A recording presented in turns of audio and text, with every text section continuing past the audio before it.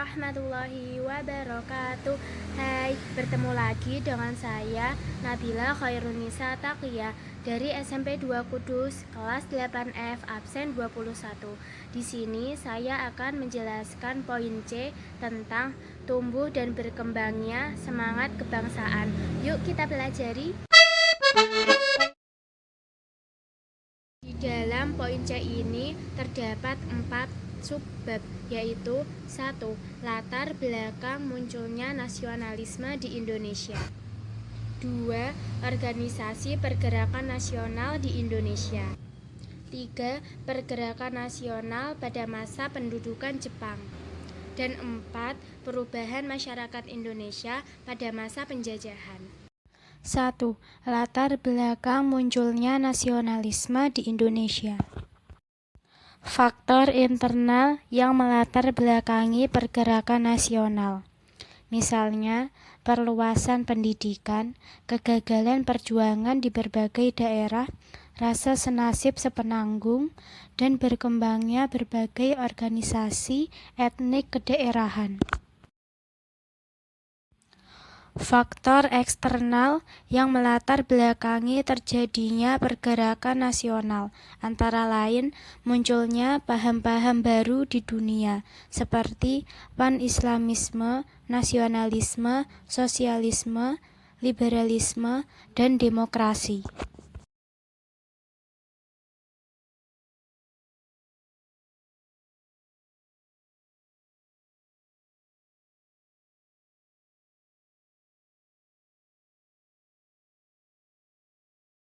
A. Perluasan pendidikan. Pemerintah Hindia Belanda menerapkan kebijakan politik etis atas usulan Mr. Van Deventer, yaitu dalam bidang irigasi atau pengairan, emigrasi atau transmigrasi, dan edukasi atau pendidikan. 3 program tersebut bertujuan untuk memperbaiki kondisi masyarakat yang semakin terpuruk. Namun, ternyata banyak penyelewengan seperti 1. Irigasi hanya untuk kepentingan perkebunan Belanda. 2. Emigrasi atau transmigrasi hanya untuk mengirim orang-orang Jawa keluar Jawa guna dijadikan buruh perkebunan dengan upah rendah. 3. Pendidikan hanya sampai tingkat rendah yang bertujuan memenuhi pegawai rendahan.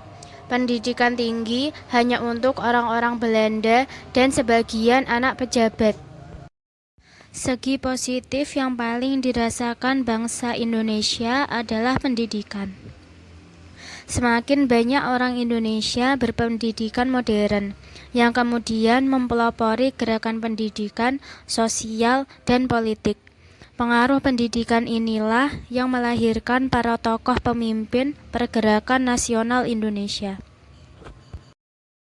Mulai abad 20, perkembangan pendidikan yang diselenggarakan swasta juga semakin banyak. Perkembangan pendidikan bukan hanya diselenggarakan oleh pemerintah, tetapi juga oleh berbagai organisasi sosial dan keagamaan.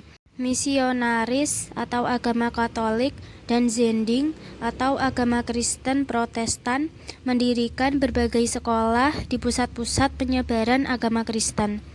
Di beberapa kota berkembang pendidikan berdasarkan keagamaan seperti Muhammadiyah, Persatuan Islam, Nahdlatul Ulama, dan sebagainya. Sekolah kebangsaan juga tumbuh, seperti taman siswa dan sekolah-sekolah yang didirikan organisasi pergerakan. B. Kegagalan perjuangan di berbagai daerah. Bangsa Indonesia menyadari berbagai penyebab kegagalan perjuangan kemerdekaan pada masa lalu. Salah satu penyebab kegagalan perjuangan tersebut adalah perlawanan yang bersifat kedaerahan. Memasuki abad 20, corak perjuangan bangsa Indonesia berubah dari bersifat kedaerahan menuju perjuangan yang bersifat nasional. Bangsa Indonesia menemukan identitas kebangsaan sebagai perekat perjuangan bersama. Paham kebangsaan atau nasionalisme telah tumbuh dan menjelma menjadi sarangan perjuangan yang amat kuat. Corak perjuangan nasional bangsa Indonesia ditandai dengan adanya momentum penting, yaitu diikrarkannya Sumpah Pemuda pada tanggal 28 Oktober 1928. Ikrar tersebut berbunyi, pertama, kami putra dan putri Indonesia mengaku bertumpah darah yang satu, tanah Indonesia. 2. Kami putra dan putri Indonesia mengaku berbangsa yang satu, bangsa Indonesia. 3. Kami putra dan putri Indonesia menjunjung bahasa persatuan, bahasa Indonesia. C. Rasa senasib sepenanggungan. Perluasan kekuasaan Barat di Indonesia telah memengaruhi perubahan politik, ekonomi, dan sosial bangsa Indonesia. Tekanan pemerintahan Hindia Belanda pada bangsa Indonesia telah memunculkan perasaan kebersamaan rakyat Indonesia sebagai bangsa terjajah. Hal itulah yang mendorong tekad bersama untuk menghimpun kebersamaan dalam pergerakan kebangsaan Indonesia. D. Perkembangan organisasi etnis, kedaerahan, dan keagamaan. Organisasi pergerakan nasional tidak muncul begitu saja. Awalnya, organisasi yang berdiri di Indonesia adalah organisasi etnis, kedaerahan, dan keagamaan. Berbagai organisasi tersebut sering melakukan pertemuan hingga akhirnya muncul ide untuk mengikat diri dalam organisasi yang bersifat nasional. Organisasi etnis banyak didirikan oleh para pelajar perantau di kota-kota besar. Mereka membentuk perkumpulan berdasarkan latar belakang etnis. Beberapa contohnya antara lain Serikat Pasundan, serta perkumpulan kaum Betawi yang dipelopori oleh M. Husni Tamrin. Selain organisasi etnis, muncul pula beberapa organisasi kedaerahan, seperti Trikoro Darmo tahun 1915 yang sebagai cikal bakal Jong Java, memiliki 3 visi mulia, yaitu Sakti berarti kekuasaan dan kecerdasan, Budi berarti kebijaksanaan, dan Bakti berarti kasih sayang. Jong Sumatrananbon tahun 1917, Jong Cilebes tahun 1918 sampai 1919, dan lain-lain. Berbagai organisasi keagamaan pada awal abad 20 sangat memengaruhi perkembangan kebangsaan Indonesia. Beberapa organisasi keagamaan yang muncul pada masa awal abad 20 antara Jong Islami Tenbon, Muda Kristen Jawi, Muhammadiyah, Nahdlatul Ulama, Persis atau Persatuan Umat Islam, dan Al-Jamiatul Wasyiyah. Jong Islami Tenbon atau JIB didirikan tanggal 1 Januari 1925 di Jakarta dengan Ketua Raden Sam. Muda Kristen Jawi dibentuk tahun 1920 yang kemudian berubah namanya menjadi Perkumpulan Pemuda Kristen atau PPK. Muhammadiyah didirikan oleh Kiai Haji Ahmad Dahlan tanggal 18 November 1912 di Yogyakarta. Muhammadiyah mempunyai tujuan yaitu mengembangkan dakwah Islam, mengembalikan ajaran Islam sesuai Al-Quran dan Sunnah atau hadis, membersihkan praktik keagamaan dari syirik dan bid'ah, serta mengembangkan pendidikan agama dan umum secara modern.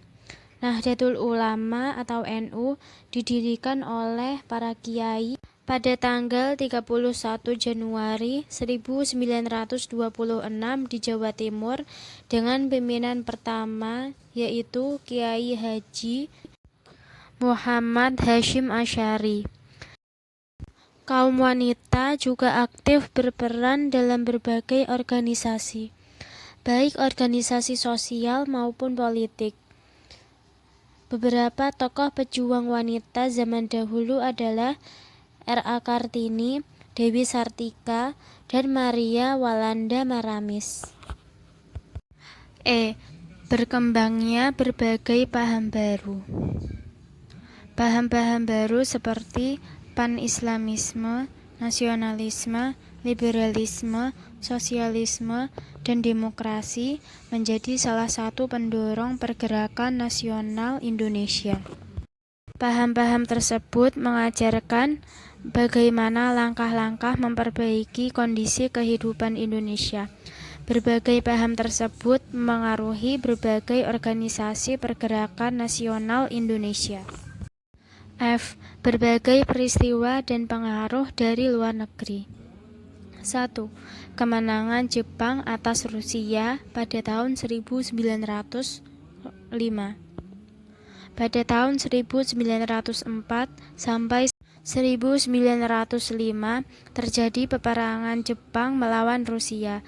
Rusia adalah bangsa Eropa, sedangkan Jepang adalah bangsa Asia. Tentara Jepang berhasil mengalahkan Rusia dan menjadi inspirasi negara-negara lain bahwa orang Asia bisa mengalahkan bangsa Barat. Bangsa-bangsa Asia pun semakin yakin mampu melawan penjajah.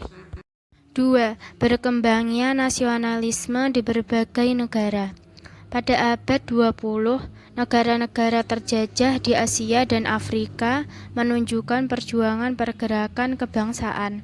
Di India, wilayah jajahan Inggris, muncul pergerakan dengan tokoh-tokohnya Mahatma Gandhi dan Muhammad Ali Jinnah. Di Filipina, Jose Rizal memimpin perlawanan terhadap penjajah Spanyol.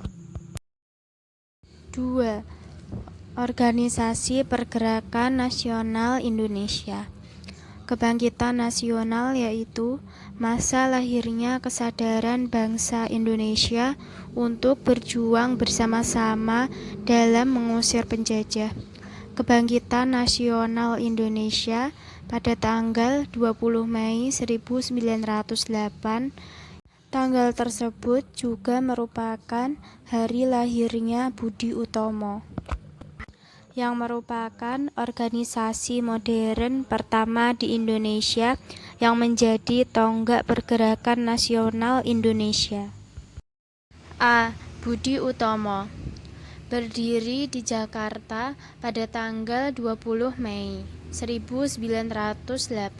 Pendiri organisasi ini adalah Sutomo, seorang pelajar Stovia atau Sekolah Pendidikan Kedokteran Pribumi.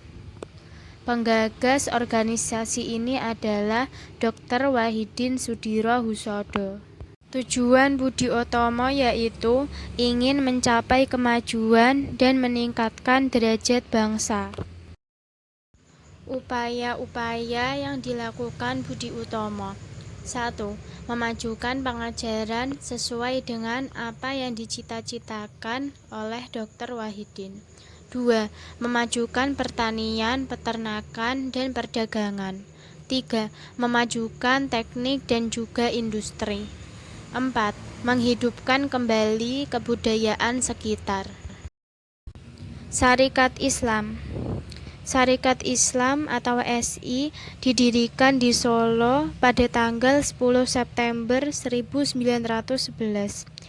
Organisasi Syarikat Islam merupakan organisasi penyempurnaan dari Syarikat Dagang Islam atau SDI yang didirikan oleh Haji Samanhudi. Usaha penyempurnaan SDI dilakukan oleh Cokro Aminoto. Perubahan nama SDI menjadi SI berkaitan dengan keinginan mengubah pandangan bahwa keanggotaan organisasi hanya diperuntukkan bagi para pedagang saja. Tujuan organisasi Syarikat Islam sebagai berikut. 1. Mengembangkan jiwa dagang. 2. Membantu anggota yang mengalami kesulitan dalam bidang usaha. 3. Memajukan pengajaran bagi bangsa Indonesia. 4. Memperbaiki pendapat-pendapat yang keliru mengenai agama Islam. 5. Hidup menurut perintah agama. Indische Partij. Indische Partij didirikan di Bandung pada tanggal 25 Desember 1912 oleh 3 serangkai, yaitu Dr. Douwes Dekker atau Danudirja Setiabudi, Dr. Cipto Mangunkusumo, dan Suwardi Suryaningrat atau Ki Hajar Dewantara. Indische Partij mempunyai tujuan yaitu 1. Menumbuhkan dan meningkatkan jiwa persatuan semua golongan. 2. Memajukan tanah air dengan dilandasi jiwa nasional. 3. Mempersiapkan kehidupan rakyat yang merdeka. Indische Partij melakukan beberapa usaha, di antaranya 1. Menyerap cita-cita nasional Hindia Belanda atau Indonesia. 2. Memberantas kesombongan sosial dalam pergaulan. 3. Memberantas berbagai usaha yang mengakibatkan kebencian antar agama. 4. Memperbesar pengaruh pro-Hindia di lapangan pemerintah. Suwardi Suryaningrat atau Ki Hajar Dewantara menulis artikel yang dimuat dalam harian De Express dengan judul Als ik een Nederlander was, yang artinya seandainya aku orang Belanda. Katanya, bagaimana mungkin bangsa terjajah Indonesia disuruh merayakan kemerdekaan penjajah. Hal tersebut membuat 3 serangkai ditangkap dan dibuang oleh pemerintah Belanda ke negeri Belanda. Perhimpunan Indonesia atau PI. Organisasi Perhimpunan Indonesia semula bernama Indische Vereniging atau IV yang didirikan para mahasiswa Indonesia, di antaranya Sultan Kasayangan dan Raden Mas Noto Suroto pada tahun 1908. Pada tahun 1922, organisasi ini berubah namanya menjadi Indonesische Vereniging. Pada tahun 1924, nama Indonesische Vereniging berubah lagi menjadi Perhimpunan Indonesia atau PI. Nama majalah Perhimpunan Indonesia ini awalnya bernama Hindia Putra, kemudian berubah menjadi Indonesia Merdeka. Tujuan utama PI adalah mencapai Indonesia merdeka, memperoleh suatu pemerintahan Indonesia yang hanya bertanggung jawab kepada seluruh rakyat Indonesia. Tokoh-tokoh PI adalah Muhammad Hatta, Ali Sastromijoyo, Abdul Majid Joyo Adiningrat, Iwa Kusuma Sumantri, Sastro Mulyono, dan lain-lain.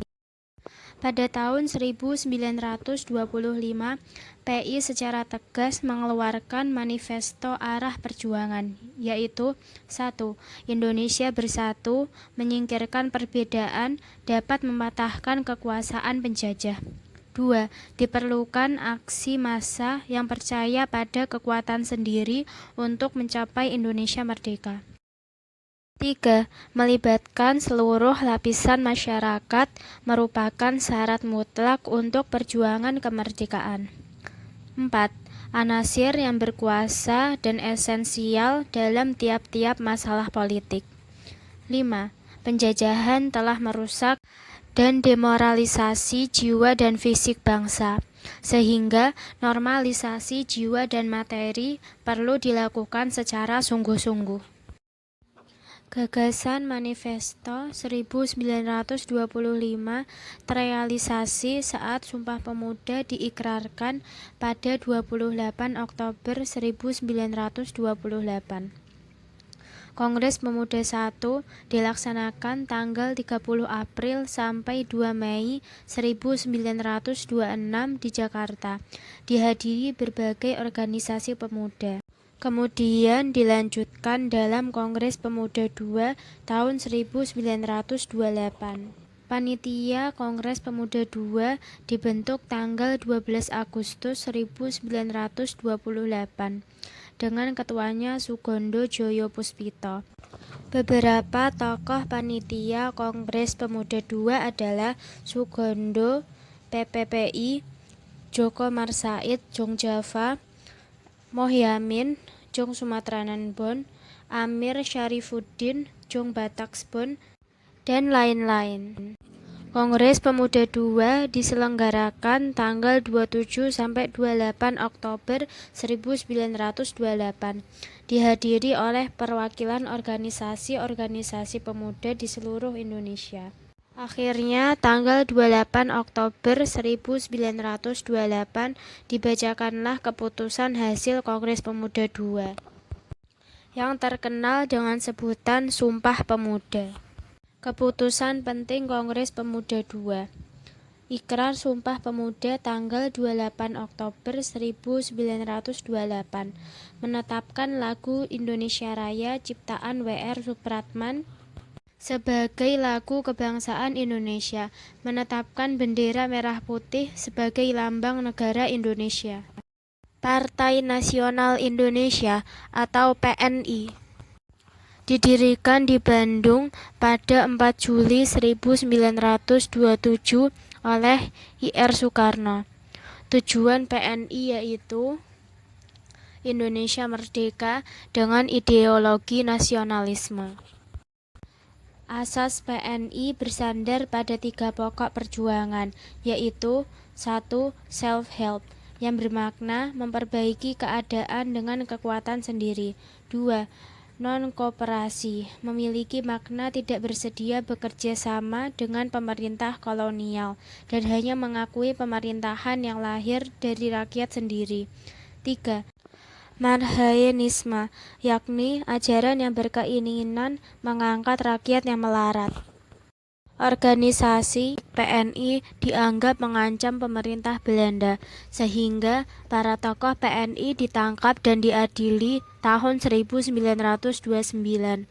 Soekarno, Maskun, Gatot Mangkupraja, dan Supri Adinata diadili Belanda. Pembelaan Soekarno di hadapan Belanda diberi judul Indonesia Menggugat. Soekarno dan kawan-kawan dihukum penjara. Tahun 1931 PNI dibubarkan. Selanjutnya Sartono membentuk Partindo. Adapun Muhammad Hatta dan Sultan Syahrir mendirikan Organisasi Pendidikan Nasional Indonesia. Para tokoh partai tersebut kemudian ditangkap Belanda dan diasingkan ke Bovendigul, Papua. Tahun 1935 berdiri Parindra, Partai Indonesia Raya, dengan tokohnya seperti M. Husni Tamrin, R. Soekardjo. Bulan April 1937 di Jakarta didirikan Gerindo, Gerakan Indonesia. Pemimpinnya adalah mantan pimpinan Partindo yang dibubarkan, seperti Amir Syarifuddin, Mohyamin, Mr. Sartono, dan lain-lain. 3. Pergerakan nasional pada masa pendudukan Jepang. Dalam subbab 3 ini terdiri dari 3 inti materi, yaitu A. Proses penguasaan Indonesia, B. Kebijakan pemerintah militer Jepang, dan C. Sikap kaum pergerakan. A. Proses penguasaan Indonesia. Awal mula tujuan Jepang menguasai Indonesia ialah kepentingan ekonomi dan politik. Jepang sangat menginginkan bahan baku industri yang tersedia banyak di Indonesia untuk kepentingan ekonominya. Indonesia juga merupakan daerah pemasaran industri yang strategis bagi Jepang untuk menghadapi persaingan dengan tentara bangsa-bangsa Barat. Tanggal 8 Desember 1941, Jepang melakukan penyerangan terhadap pangkalan militer AS di Pearl Harbor. Setelah membordir Pearl Harbor, Jepang masuk ke negara-negara Asia dari berbagai pintu. Pada tanggal 11 Januari 1942, Jepang mendaratkan pasukannya di Tarakan, Kalimantan Timur. Jepang menduduki kota minyak Balikpapan pada tanggal 24 Januari. Selanjutnya, Jepang menduduki kota-kota lainnya di Kalimantan.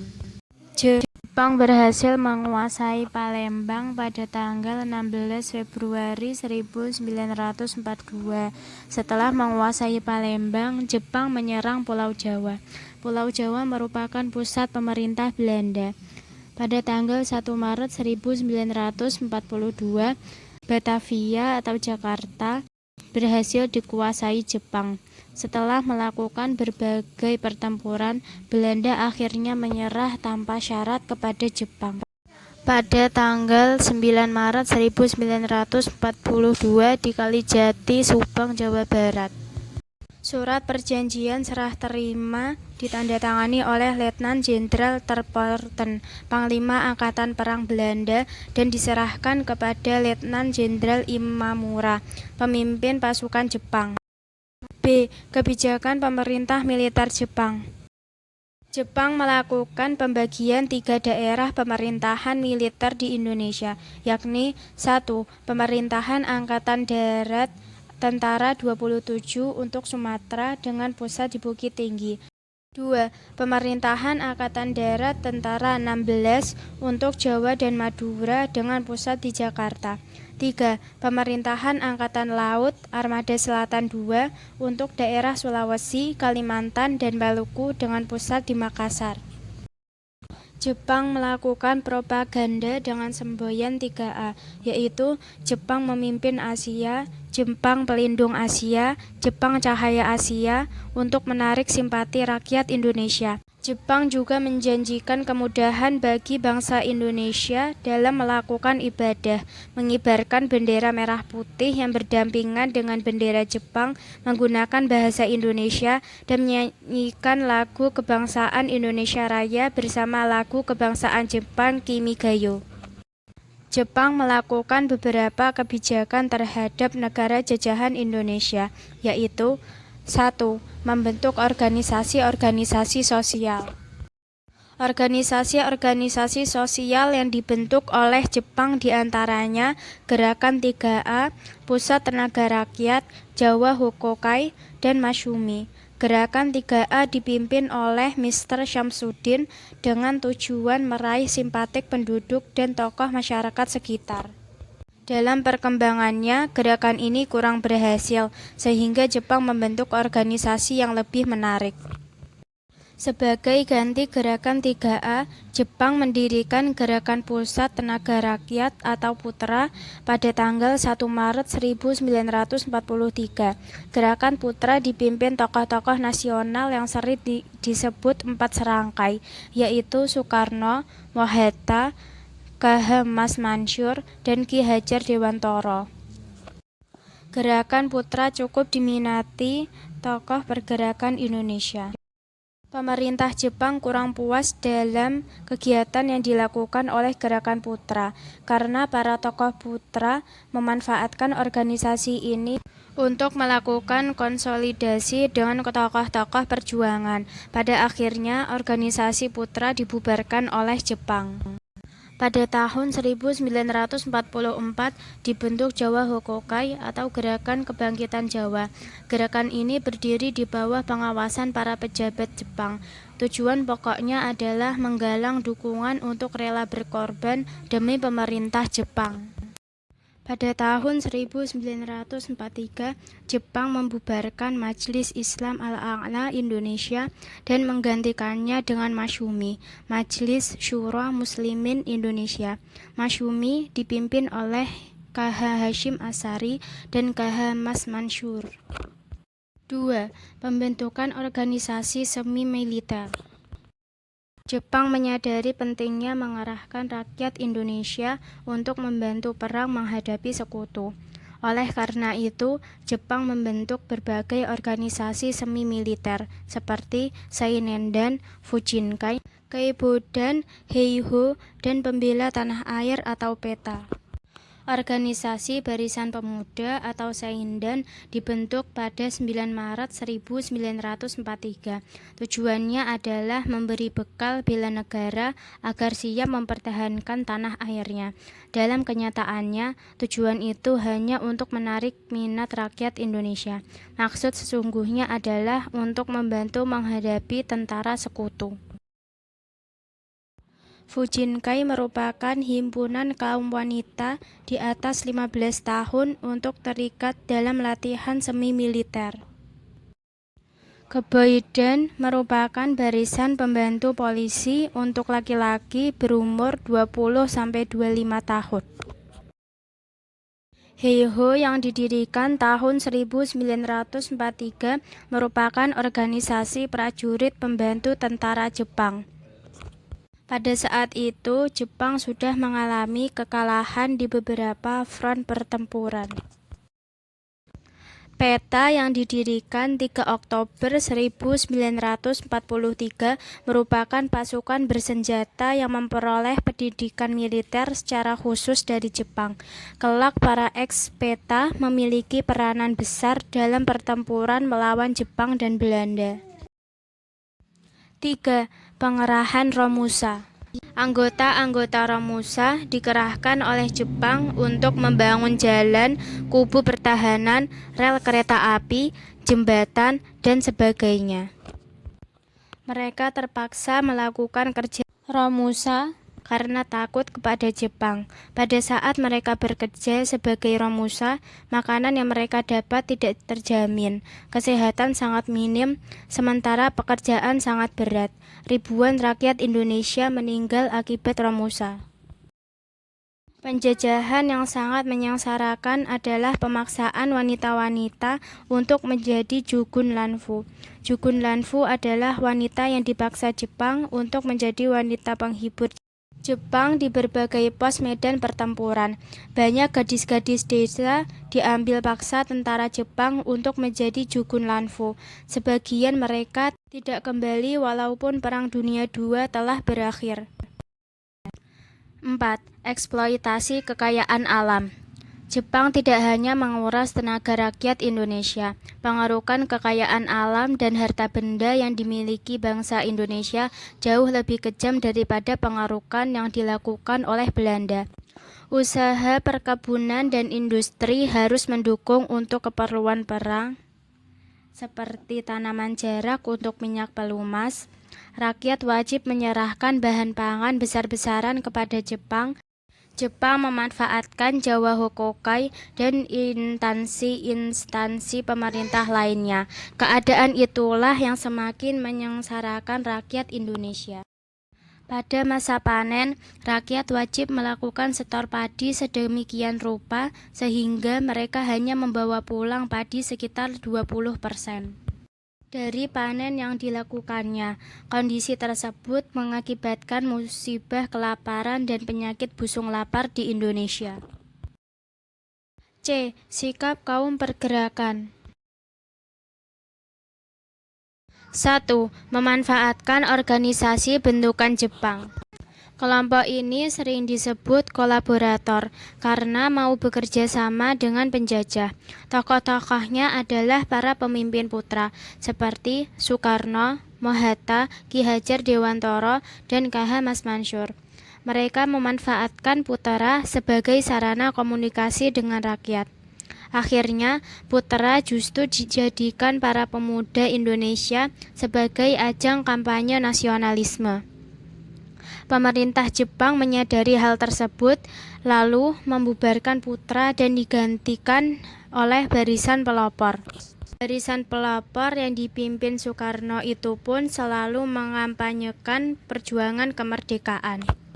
2. Gerakan bawah tanah. Larangan berdirinya partai politik pada zaman Jepang mengakibatkan sebagian tokoh perjuangan melakukan gerakan bawah tanah. Gerakan bawah tanah merupakan perjuangan melalui kegiatan-kegiatan tidak resmi tanpa sepengetahuan Jepang. atau gerakan sembunyi-sembunyi. Tokoh-tokoh yang masuk dalam garis pergerakan bawah tanah adalah Sultan Syahrir, Ahmad Subarjo, Sukarni, Amaramis, Wikana, Khairul Saleh, dan Amir Syarifuddin. Mereka menggunakan tempat-tempat strategis seperti asrama pemuda untuk melakukan pertemuan-pertemuan. Mereka terus memantau perang Pasifik melalui radio-radio bawah tanah. Kelompok bawah tanah tidak mengenal kompromi dengan Jepang. 3. Perlawanan bersenjata. Perlawanan bersenjata yang dilakukan bangsa Indonesia antara lain: A. Perlawanan rakyat Aceh. Dilakukan oleh Tengku Abdul Jalil, seorang ulama di Chot Plieng, Aceh. Pada tanggal 10 November 1942, ia melakukan perlawanan. Dalam perlawanan tersebut, ia tertangkap dan ditembak mati.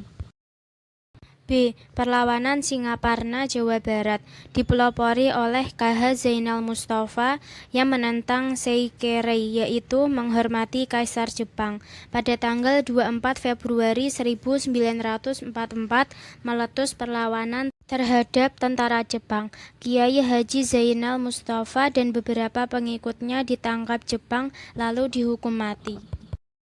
C. Perlawanan Indramayu, Jawa Barat. Pada bulan Juli 1944, rakyat Loh Bener dan Sindang di Indramayu memberontak terhadap Jepang. Para petani dipimpin H. Madrian menolak pungutan padi yang terlalu tinggi. Akan tetapi, pada akhirnya perlawanan mereka dipadamkan Jepang. D. Perlawanan Peta di Blitar, Jawa Timur. Perlawanan Peta merupakan perlawanan terbesar yang dilakukan rakyat Indonesia pada masa penjajahan Jepang. Perlawanan ini dipimpin Supriyadi, seorang Shodensh, komandan peleton. Peta tanggal 14 Februari 1945, perlawanan dipadamkan Jepang karena persiapan Supriyadi DKK kurang matang. Para pejuang Peta yang berhasil ditangkap kemudian diadili di Mahkamah Militer di Jakarta. Beberapa di antaranya dihukum mati, seperti Dr. Ismail, Muradi, Suparyono, Sunanto, dan Sudarmo. 4. Perubahan masyarakat Indonesia pada masa penjajahan. Pada subbab 4 ini terdiri dari 2 inti materi, yaitu A. Perubahan pada masa kolonial Barat. B. Perubahan masyarakat pada masa penjajahan Jepang. Pada masa penjajahan, terjadi perubahan besar dalam perkembangan perkebunan di Indonesia. Penambahan jumlah lahan untuk tanaman ekspor dilakukan di berbagai wilayah di Indonesia. Bukan hanya pemerintah kolonial yang mengembangkan lahan perkebunan di Indonesia, tetapi juga perusahaan-perusahaan swasta. Saluran irigasi Bendung Komering 10 atau BK10 di Desa Gumawang, Belitang, Madang Raya, Kabupaten Oku Timur, Sumatera Selatan. Saluran tersebut dibangun sejak masa Hindia Belanda. Daerah Oku Timur yang awalnya hutan belantara berubah menjadi lahan pertanian dan perkebunan yang sangat subur hingga sekarang. 2. Persebaran penduduk dan urbanisasi. Sejarah transmigrasi Indonesia terutama terjadi pada akhir abad 19. Tujuan utama transmigrasi pada masa tersebut adalah untuk menyebarkan tenaga kerja murah di berbagai perkebunan di Sumatera dan Kalimantan. Munculnya berbagai pusat industri dan perkembangan berbagai fasilitas di kota menjadi daya dorong perkembangan kota-kota. Urbanisasi terjadi hampir di berbagai daerah di Indonesia. Daerah yang awalnya hutan belantara menjadi ramai dan gemerlap karena ditemukannya area pertambangan. Gambar background ini adalah negara Suriname di Amerika Latin. Di dalamnya banyak terdapat warga keturunan suku Jawa. Mereka adalah keturunan Jawa yang hidup turun-temurun di Suriname sejak penjajahan Belanda. Hal ini tidak lepas dari kebijakan pemerintah Belanda untuk mengirim banyak tenaga kerja ke Suriname, yang juga merupakan wilayah jajahan Belanda. 3. Pengenalan tanaman baru. Pengaruh pemerintah kolonial barat di satu sisi memiliki pengaruh positif dalam mengenalkan berbagai tanaman dan teknologi dalam pertanian dan perkebunan. Beberapa tanaman andalan ekspor dikenalkan dan dikembangkan di Indonesia. Pengenalan tanaman baru sangat bermanfaat dalam pengembangan pertanian dan perkebunan di Indonesia. 4. Penemuan tambang-tambang. Pembukaan lahan pada masa kolonial barat juga dilakukan untuk pertambangan minyak bumi, batu bara, dan logam. Pembukaan lahan untuk pertambangan ini terutama terjadi pada akhir abad 19 dan awal abad 20. 5. Transportasi dan komunikasi. Pada zaman penjajahan Belanda, banyak dibangun jalan raya, rel kereta api, dan jaringan telepon. Pembangunan berbagai sarana transportasi dan komunikasi tersebut mendorong mobilitas barang dan jasa yang sangat cepat. 6. Perkembangan kegiatan ekonomi. Perubahan masyarakat dalam kegiatan ekonomi pada masa kolonial terjadi baik dalam kegiatan produksi, konsumsi, dan distribusi. Kegiatan produksi dalam pertanian dan perkebunan semakin maju dengan ditemukannya berbagai teknologi pertanian yang bervariasi. Pembukaan berbagai perusahaan telah melahirkan berbagai jenis pekerjaan dalam bidang yang berbeda. Sebagai contoh, munculnya kuli-kuli perkebunan, mandor, dan administrasi di berbagai perusahaan pemerintah maupun swasta. Kegiatan ekspor-impor juga mengalami kenaikan signifikan pada masa penjajahan Barat. 7. Mengenal uang. Pada masa sebelum kedatangan bangsa-bangsa Barat, masyarakat biasanya bekerja secara bergotong royong. Contohnya, dalam mengerjakan sawah, setiap kelompok penduduk akan mengerjakan secara bersama-sama dari sawah satu ke sawah lainnya. Pada masa kekuasaan kolonial Barat, uang mulai dikenalkan sebagai alat pembayaran jasa tenaga kerja. Masyarakat mulai menyenangi uang karena dianggap lebih mudah digunakan. 8. Perubahan dalam pendidikan. Terdapat dua pendidikan yang dikembangkan pada masa pemerintahan kolonial Barat. Pertama adalah pendidikan yang dikembangkan oleh pemerintah, dan yang kedua adalah pendidikan yang dikembangkan oleh masyarakat. Pada masa penjajahan Belanda, telah berkembang perguruan tinggi seperti Institut Teknologi Bandung atau ITB dan Institut Pertanian Bogor atau IPB.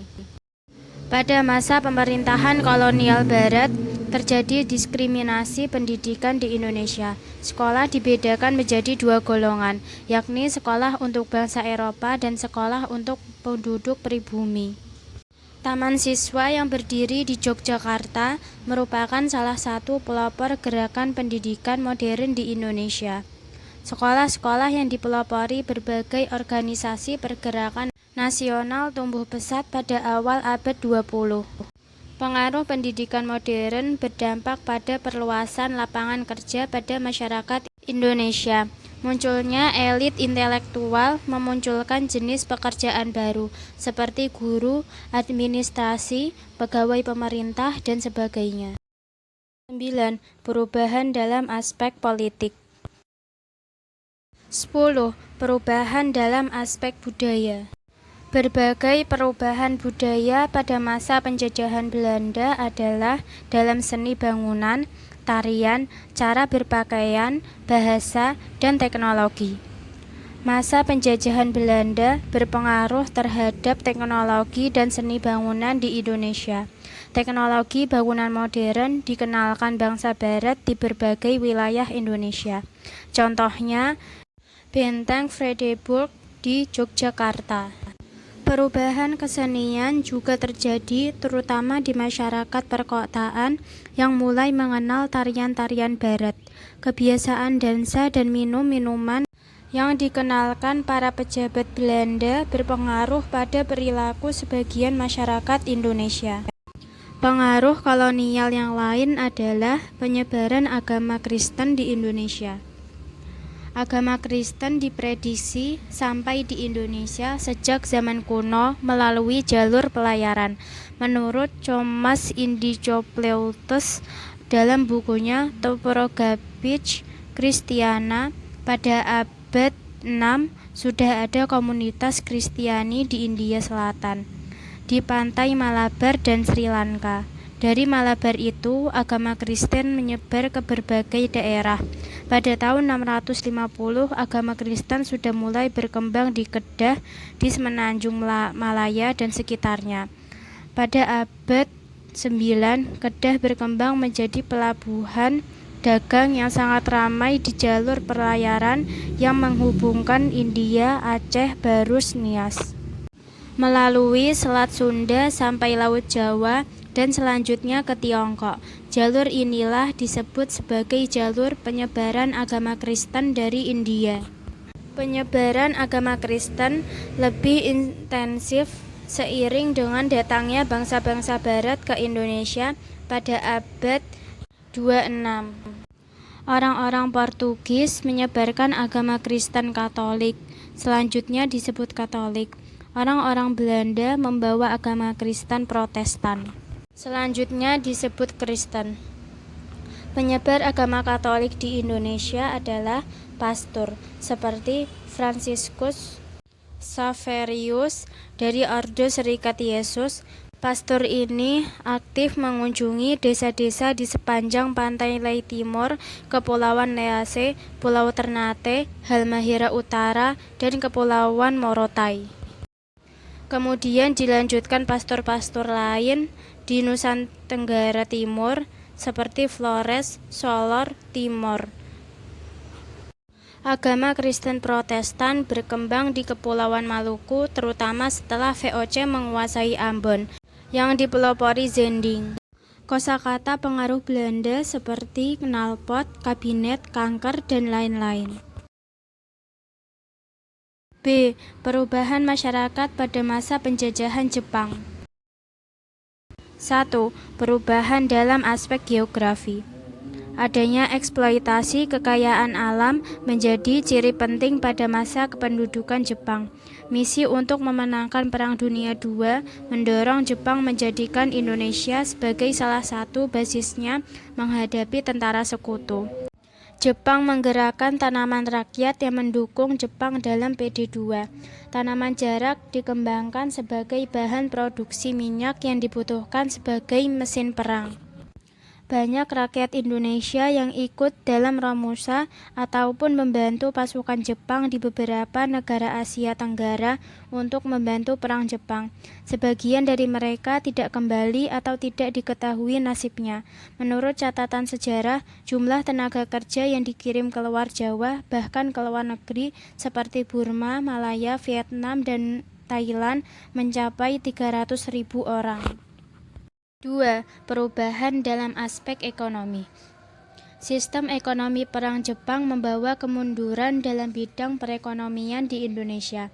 Putusnya hubungan dengan perdagangan dunia mempersempit kegiatan perekonomian di Indonesia. Perkebunan tanaman ekspor diganti menjadi lahan pertanian untuk kebutuhan sehari-hari. Pembatasan ekspor menyebabkan sulitnya memperoleh bahan pakaian, maka rakyat Indonesia pun mengusahakannya sendiri. Pakaian yang terbuat dari benang goni menjadi tren pada masa pendudukan Jepang. Wajib setor padi dan tingginya pajak pada masa pendudukan Jepang menyebabkan terjadinya kemiskinan luar biasa. Angka kematian sangat tinggi. Kemiskinan luar biasa berdampak pada penyakit-penyakit sosial lainnya. Gelandangan, pengemis, kriminalitas semakin berkembang akibat lemahnya kekuatan ekonomi rakyat. 3. Perubahan dalam aspek pendidikan. Kegiatan pendidikan dan pengajaran menurun. Sebagai contoh, gedung sekolah dasar menurun dari 21.500 menjadi 13.500 buah. Gedung sekolah lanjutan menurun dari 850 menjadi 20 buah. Kegiatan perguruan tinggi macet. Sementara itu, pengenalan budaya Jepang dilakukan di berbagai sekolah di Indonesia. Bahasa Indonesia dapat menjadi bahasa pengantar di berbagai sekolah di Indonesia. Adapun bahasa Jepang menjadi bahasa utama di sekolah-sekolah. Para siswa harus digembleng agar bersemangat Jepang, Nippon Seishin. Para pelajar juga harus menyanyikan lagu Kimigayo atau lagu kebangsaan Jepang dan lagu-lagu lain. Menghormati bendera Hinomaru serta melakukan gerak badan Taiso dan Seikirei. 4. Perubahan dalam aspek politik. Dengan kebijakan yang kaku dan keras, secara politik, organisasi pergerakan yang pernah ada sulit mengembangkan aktivitasnya. Bahkan, Jepang melarang dan membubarkan semua organisasi pergerakan politik yang pernah ada di masa kolonial Belanda. Hanya MIAI yang kemudian diperbolehkan hidup, karena organisasi ini dikenal sangat anti budaya Barat atau Belanda. Kempetai selalu mematai-matai gerak-gerik organisasi pergerakan nasional.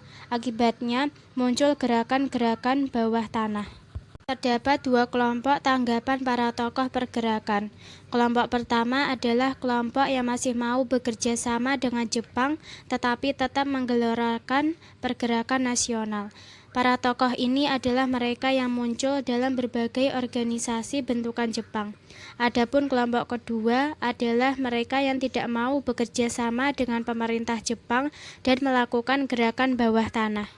Pada masa akhir pendudukan Jepang, terjadi revolusi politik di Indonesia, yakni kemerdekaan Indonesia. Peristiwa proklamasi kemerdekaan tanggal 17 Agustus 1945 menjadi momen penting perjalanan sejarah Indonesia selanjutnya. Kemerdekaan telah membawa perubahan masyarakat dalam segala bidang. 5. Perubahan dalam aspek budaya.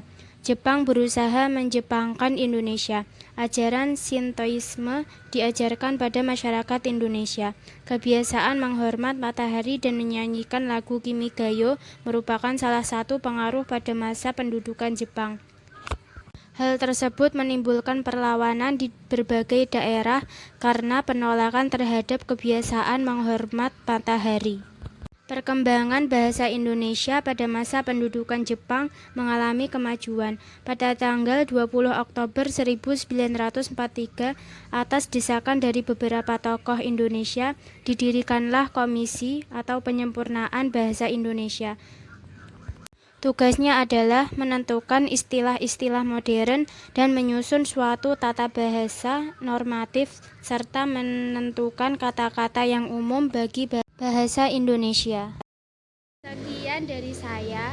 Jika ada salah kata maupun ucapan, mohon dimaafkan. Wassalamualaikum warahmatullahi wabarakatuh.